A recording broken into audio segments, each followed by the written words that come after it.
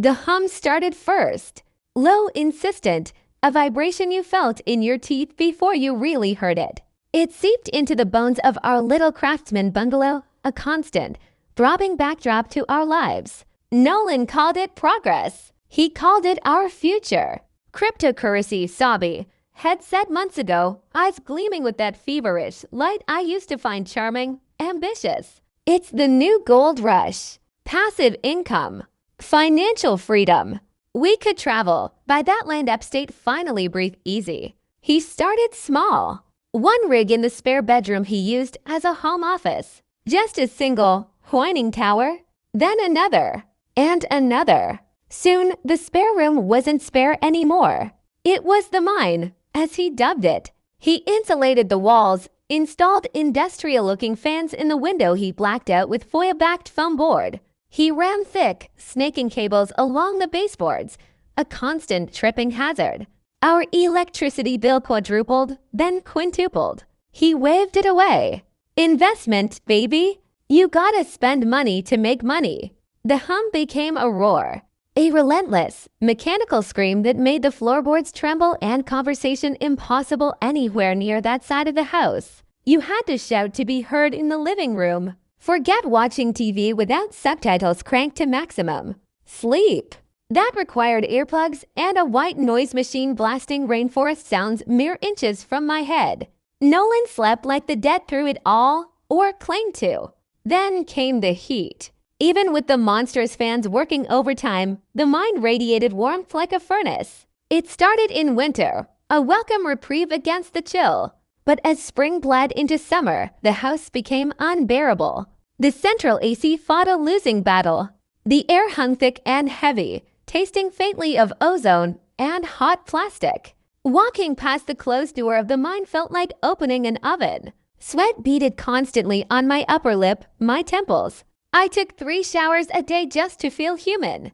It's the price of innovation, SABES, Nolan would say, wiping sweat from his own brow, his t-shirt perpetually damp. The rigs need to stay cool, but the heat is just waste energy. Unavoidable. Head kiss my forehead, his lips warm and slightly salty. Think of the dividends, honey.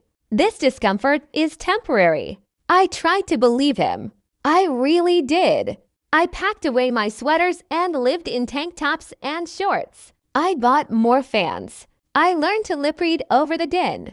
I focused on the numbers Nolan sometimes showed me on his laptop screen, charts going up, promising figures, the mythical passive income shimmering on the horizon. I ignored the nagging feeling that the numbers never quite translated into tangible relief from our bills or that promised vacation. That's when the other things started. Little dissonances that vibrated under the surface noise of the mine. Nolan became intensely private about the mine. He installed a keypad lock on the door. Security, he explained. You never know who might try to hack the system remotely or worse, physically steal the hardware. These rigs are valuable. It made sense in a paranoid, crypto bro kind of way. But it also meant I couldn't go in, ever. Not to clean, not to bring him a glass of water, not to see what the hell was making such an unholy racket and cooking us alive. He started spending longer and longer hours in there. Troubleshooting, head mutter, emerging at midnight looking wired, eyes bloodshot, smelling strongly of solder and hot electronics. Optimizing the hash rate, adjusting the cooling algorithm. The jargon became a shield. He'd disappear for hours on weekends, claiming critical maintenance. Date nights dwindled. Conversations became monosyllabic exchanges shutted over the drone. He started showering immediately after coming out of the mine. Long, steamy showers. At first, I thought it was just to wash off the sweat. But the frequency, the duration, it felt excessive, ritualistic. And sometimes, when I hugged him after one of these showers, his skin would smell different. Not just soap. Not his usual deodorant. A faint, lingering scent I couldn't place, something vaguely floral, clean, but distinctly other. Alien in our overheated, machine-scented home. It'd bury my nose in his neck, inhaling deeply, trying to catch it again.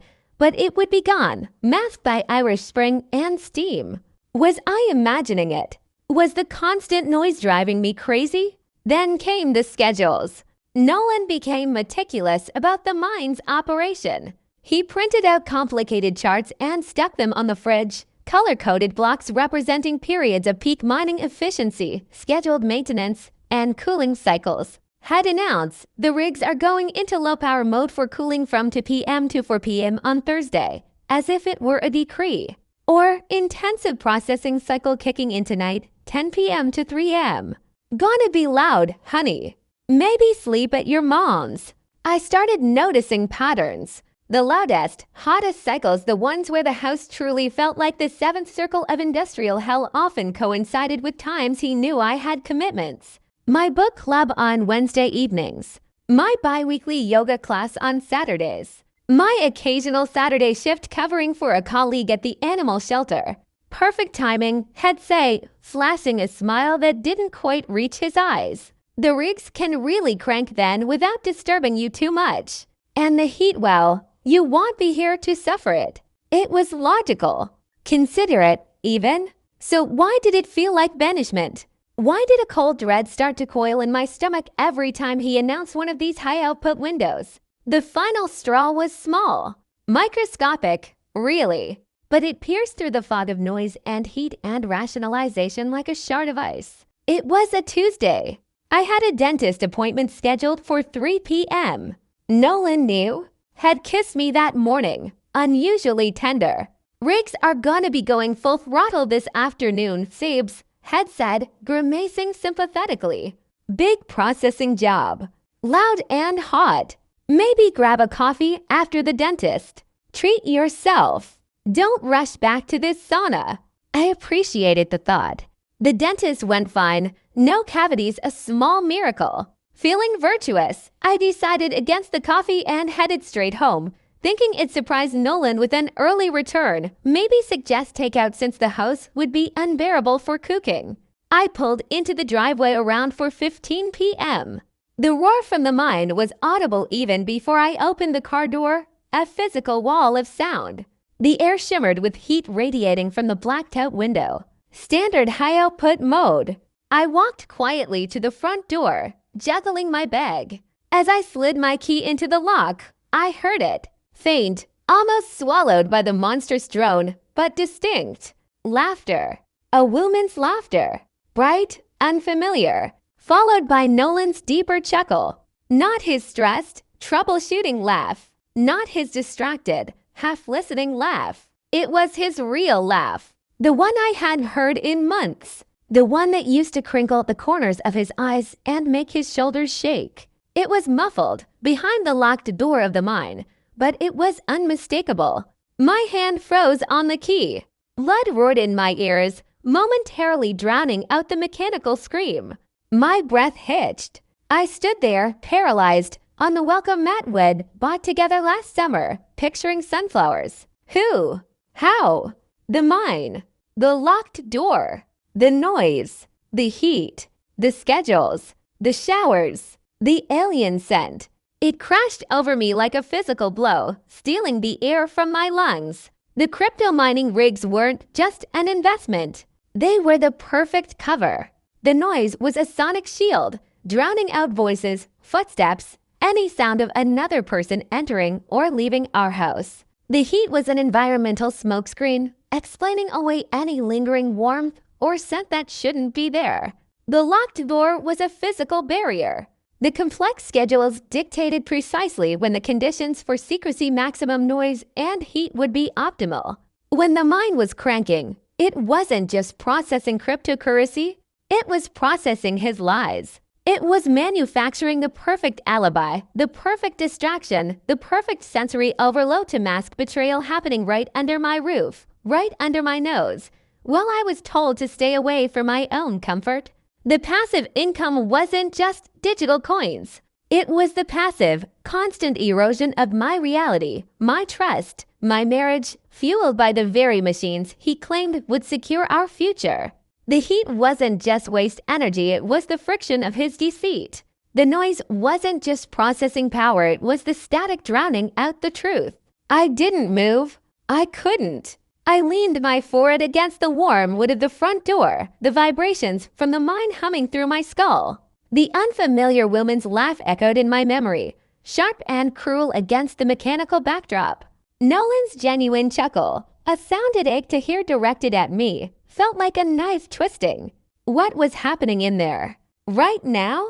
Behind that locked door, bathed in the artificial glow of lead-lit mining rigs, amidst the suffocating heat and deafening noise, was he pouring her a drink cooled in the mini fridge had hauled in for his long shifts? Were they sprawled on the cheap office chair he'd bought, the one I wasn't allowed to sit in? Was he whispering sweet nothings that were drowned out before they even reached the door, safe in the knowledge that the roar was impenetrable? The rationalizations it clung to evaporated like sweat on hot metal. The weird scent wasn't my imagination.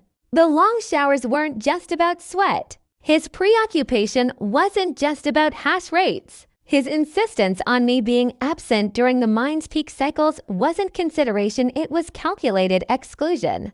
Had built a fortress of deceit inside our home, powered by electricity I was paying for with my peace of mind.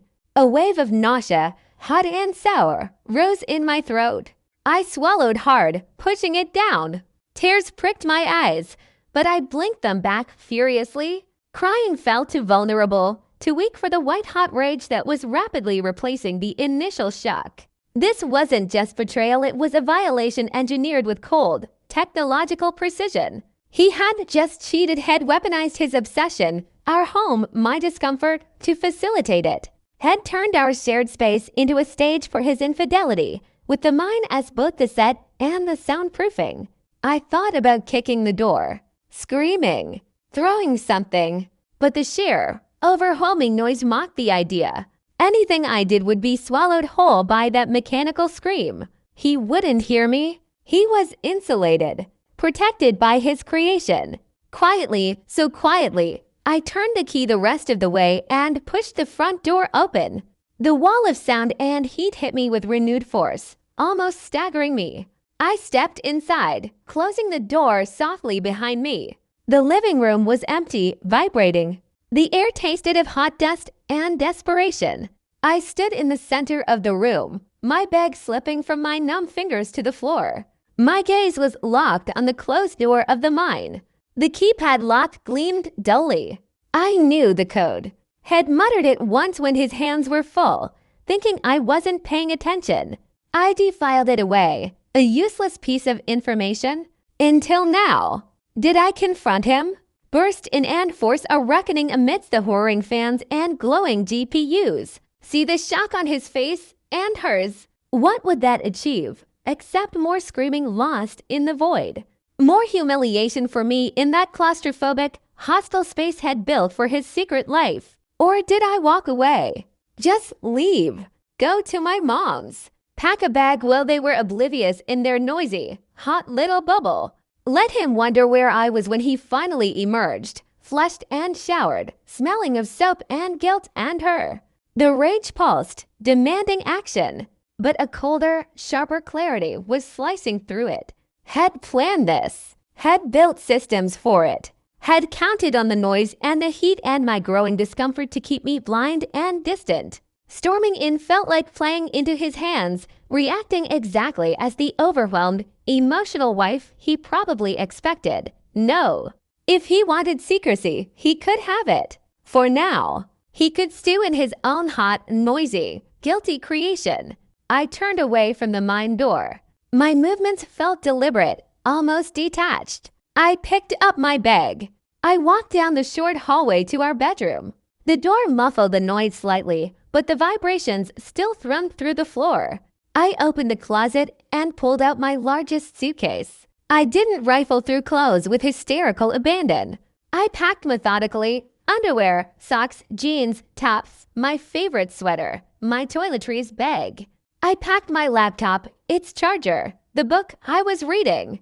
I packed the framed photo of my late father that sat on my dresser. I ignored Nolan's side of the closet completely. His things held no meaning for me now. They were props in a life that was dissolving. The whole time, the mine roared, a constant, accusing presence. It wasn't just noise anymore, it was the soundtrack to the death of my marriage. Every whine of a fan, every deep thrum of a power supply felt like a mocking confirmation of how thoroughly I'd been fooled. How the future he sold me was just hot air and lies, vented out through the blacked-out window. I zipped the suitcase closed. It felt heavy, final. I rolled it down the hallway, its wheels rumbling over the vibrating floorboards. As I passed the mine door, I stopped. The laughter was gone, replaced by the pure, unadulterated scream of the machines. Were they quiet now, listening, or still lost in whatever world they'd constructed amidst the silicon and deceit?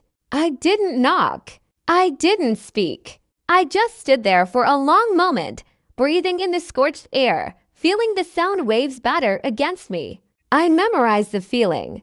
The betrayal wasn't just emotional, it was environmental. It was in the air I breathed, the floor I stood on, the relentless noise that had become the background to my life. He hadn't just shared his body with someone else, had shared our home's very atmosphere, its soundscape, its heat, twisting it into a tool for his infidelity.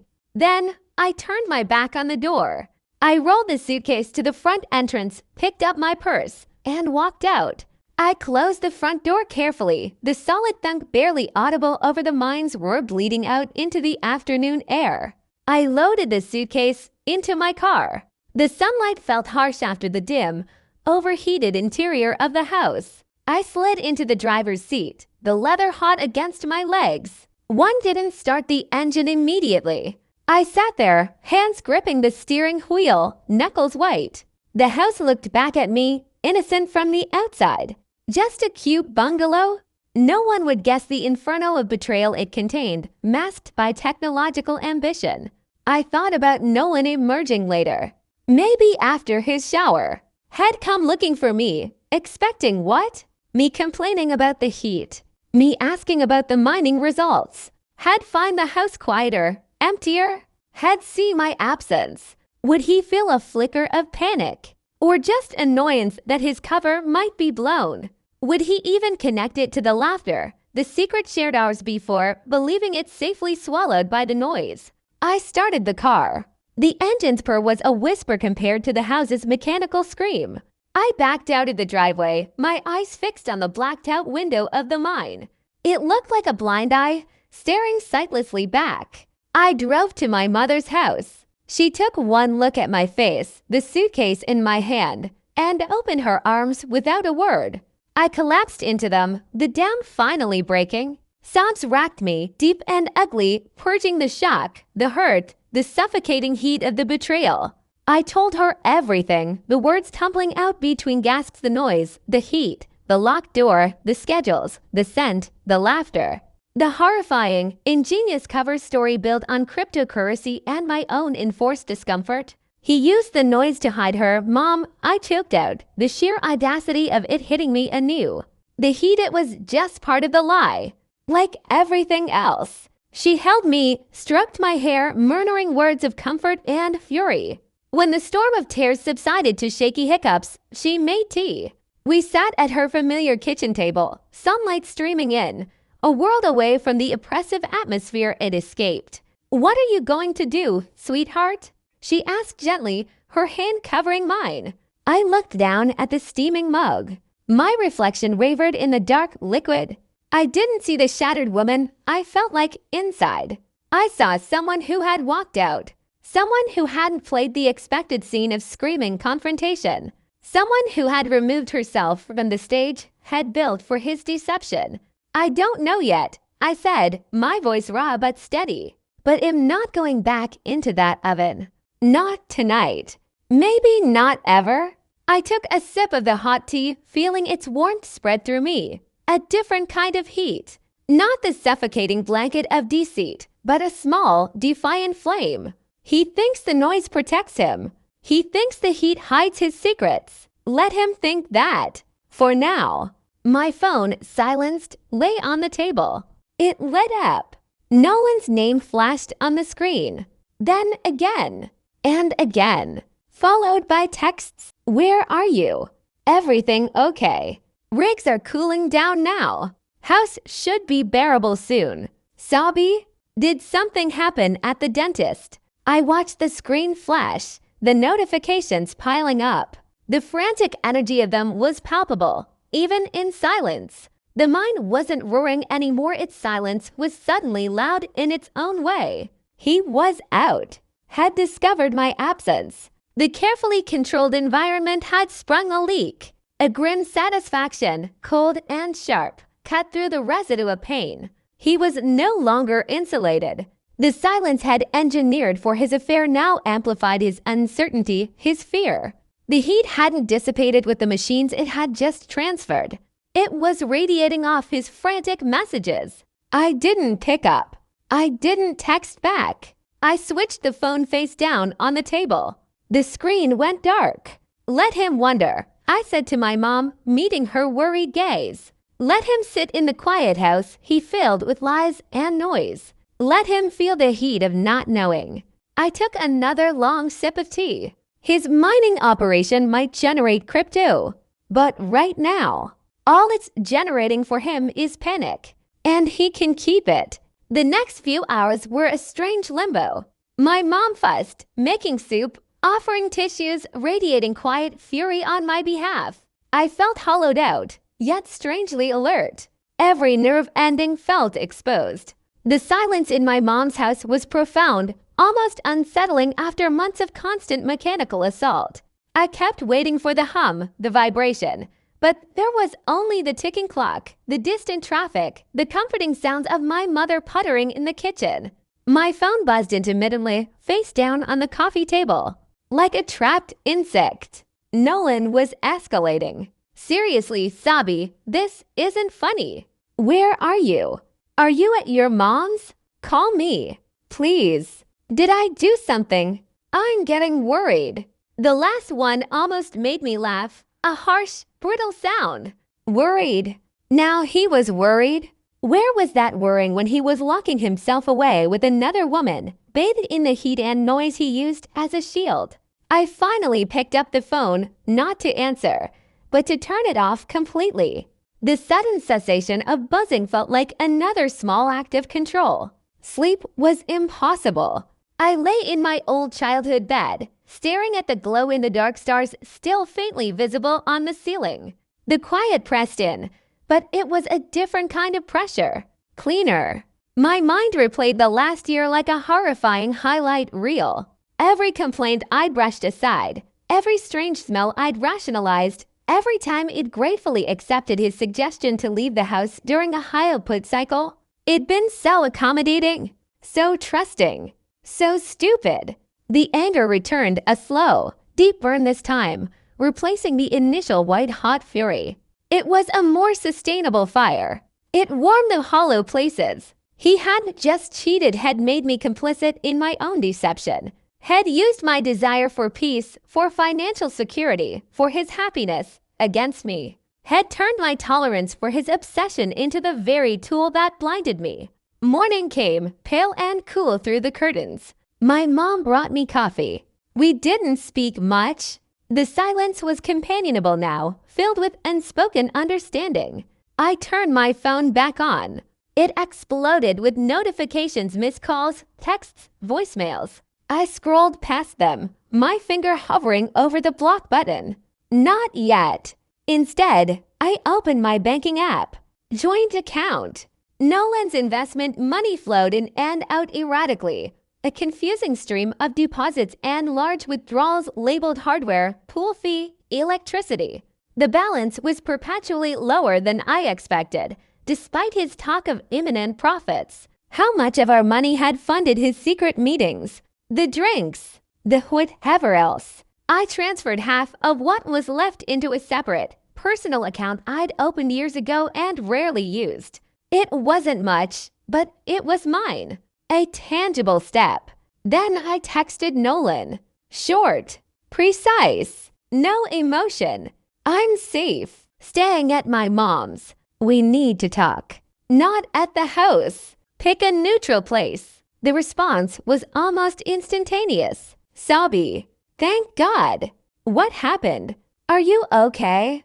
Talk about what? Why aren't you home? I need to see you. Please come home.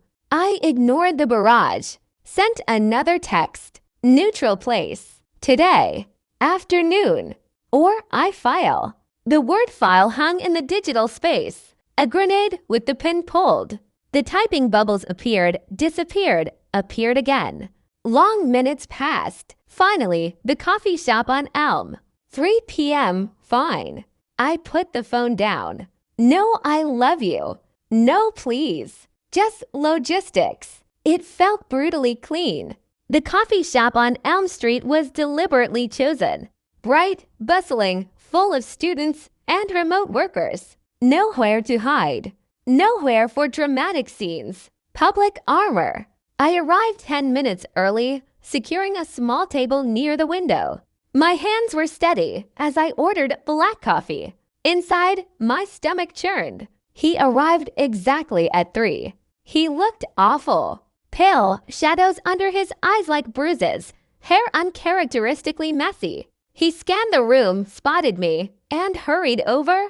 He looked like he wanted to hug me, but my posture rigid, closed off stopped him cold. He slid into the chair opposite, his hands clasped tightly on the table. Sabi, he breathed, his voice thick. What's going on? You scared me to death. Are you okay? Did something happen? His eyes searched my face, radiating a desperate, convincing concern. It made me sick. I took a slow sip of my coffee. It burned my tongue, grounding me. I met his gaze directly. No tears, just cold assessment. Who is she? Nolan? The color drained completely from his face. He looked like he'd been slapped. His mouth opened, closed. He glanced around frantically, as if worried someone had heard. What? How? What? Who? Sabi, what are you talking about? The woman. My voice was low, flat, cutting through the coffee shop murmur. The one who laughs behind the locked door of the mine while the rigs are screaming loud enough to drown her out. The one whose perfume you scrub off in the shower afterwards. The one whose visits you schedule around the high output cycles when you conveniently suggest I leave the house. I leaned forward slightly. Who is she? He flinched with every sentence. His knuckles were white where he gripped the edge of the table. That's insane. Sabi, listen to yourself. The mine, it's just machines. It's loud. It's hot. I know it's been hard on you. But he reached a trembling hand across the table. Baby, you're exhausted. Stressed. The noise that can make you imagine things. I pulled my hand back before he could touch me. The denial, the gaslighting attempt, ignited the cold anger into a blaze. Don't. The single word cracked like a whip. Don't you dare tell me I'm imagining things. I heard her, Nolan, yesterday at 4:15 p.m. I came home early from the dentist. I stood outside our front door and I heard a woman laugh. And I heard you laugh. Your real laugh. The one I haven't heard in months. My voice trembled now, not with tears, but with fury. Explain that. He stared at me, his eyes wide with genuine panic now. The carefully constructed facade was crumbling. He opened his mouth, but no sound came out. He looked trapped, cornered. His gaze darted around the coffee shop again. Was it the TV? He stammered finally, the words weak, pathetic. I sometimes put on a podcast or something for background noise, a podcast with a woman who laughs exactly when you laugh. I asked, my voice dripping with icy contempt. A podcast that leaves a floral scent on your skin that you scrub off as soon as you come out. A podcast that necessitates locking the door and installing a keypad. I shook my head slowly. The mine isn't just mining crypto, Nolan. It's mining lies. And you built the perfect environment to do it. The noise, the heat, the schedules, the locked door. It's brilliant, really. Horrifyingly brilliant. You turned our home into your own personal cheating den and used your stupid, noisy, expensive hobby as the ultimate cover. His face crumpled. The denial finally died. He slumped back in his chair, running a shaky hand through his hair, avoiding my eyes. The silence stretched, thick and suffocating, filled only by the hiss of the espresso machine and the chatter of strangers. When he finally spoke, his voice was a hoarse whisper. Her name is Elise. The name hit me like a physical blow. A real person. With a name. Not just a phantom laugh or an alien scent. Elise. I pictured her faceless, formless, existing only in the context of the hot, noisy room where my husband betrayed me. Who was she? Someone from his crypto forums. A colleague. A random stranger. It didn't matter. The name made it real. Concrete. How long? My own voice sounded distant, detached. He swallowed hard, staring at the scarred wood of the table. A few months. Months. Living in that house. Sleeping next to him. Breathing the same hot, deceit-filled air. Months of him showering away her touch, her scent, while I innocently complained about the heat. Months of him meticulously planning their time together around the roar of the machines, knowing it would mask them. The calculation of it took my breath away. How? The question was almost rhetorical. I knew how, but I needed to hear him say it. Needed him to articulate the monstrous ingenuity of his betrayal. He flinched. Did the noise like you said? It's impenetrable. You couldn't hear anything outside the door. And the heat it covered everything. Any scent just dissipated. Got lost in the hot air. And the schedules he trailed off, unable to meet my gaze. I knew when you'd be out. When the house would be safe. When the rigs could run full blast and no one would question it. Safe, I repeated, the word tasting like ash. Safe for you to cheat on me. In our home. Using the very things that made my life miserable as your freaking security system. The anger surged, threatening to choke me. Did you ever think about me? Sitting in the living room, sweating, with earplugs in, while you were in there with her? Did you ever feel even a shred of guilt? Or was the noise loud enough to drown that out too? He finally looked up, his eyes red-rimmed, pleading. Sabi, I never meant to hurt you like this. It just happened. The stress, the pressure of the mining, the investment, it wasn't panning out like I thought she understood. Oh, spare me the midlife crisis click. I snapped, my voice rising enough to draw a glance from a nearby table. I lowered it, leaning in, my words sharp as knives. You didn't trip and fall into her bed, Nolan. You built a freaking fortress around it. You planned it. You engineered it. You used my discomfort, my absence, our money, our home. You didn't just cheat. You weaponized everything around us to do it. My voice broke then, the raw hurt breaking through the icy rage. Do you have any idea at all what that does to someone? To know that every time you kiss me goodnight, it might have been after being with her? That every time you complained about the heat, it was just part of your cover story. That the future you sold me was a lie built on noise and hot air. Tears welled in his eyes. Genuine tears. Or just the panic of being caught. I'm so sorry, Sabi. So sorry. It was stupid. A massive, horrible mistake. I'll end it. Today. Right now. I'll shut down the mine. Sell the rigs. We can start over. Please. He reached for my hand again. I love you. Only you. It meant nothing. I snatched my hand back as if burned. Don't touch me. The words were venomous. And don't insult my intelligence. It meant nothing. You built a goddamn soundproof, heat-generating love nest for nothing. You destroyed our marriage for nothing. I stood up, my chair scraping loudly on the floor. The coffee shop seemed to hush for a fraction of a second. Shut down the mine. Sell the rigs. That's your solution. Too late, Nolan. Way too late. You don't get to dismantle the crime scene and pretend it never happened. I grabbed my purse. He half rose, desperation etched on his face. Sabi, wait. Please. What do you want me to do?